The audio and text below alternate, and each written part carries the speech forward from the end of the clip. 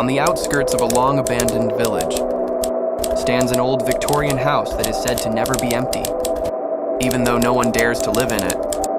The locals call it the House of the Ticking Clock, not because the clock inside works, but because the sound of the old clock chiming can always be heard.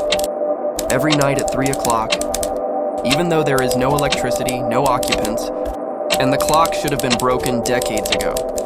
That night, a paranormal researcher named Artie came with 2 of his friends.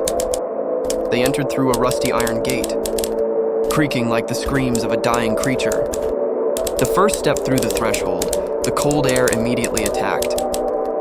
The walls of the house were full of old, dusty paintings whose eyes seemed to follow their movements.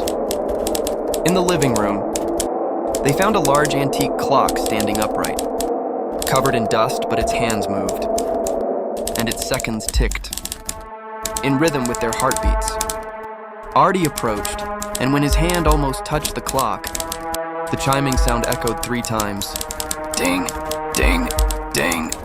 Suddenly the chandelier turned on by itself, shining toward the stairs leading to the upper floor. From above there came the sound of footsteps, heavy, slow, and dragging. Someone or something was descending slowly. His colleague Rena screamed. But when Artie turned around, she was gone. All that was left was a flashlight. Spinning on the floor, a black shadow descended from the stairs. Tall, thin, and his eyes were empty, emitting a greenish light. The sound of heavy breathing filled the room. Artie wanted to run, but his legs couldn't move. The figure pointed at the clock, and the seconds stopped. Then a whisper was heard from the wall of the house, in unison and piercing the ears. Your time is up. The lights went out. The last scream was heard from outside, but no one came out of the house again. The next morning, the house was quiet again, as if no one had ever been there. But if you pass by the house at 3 a.m., try to listen carefully. Ding, ding, ding.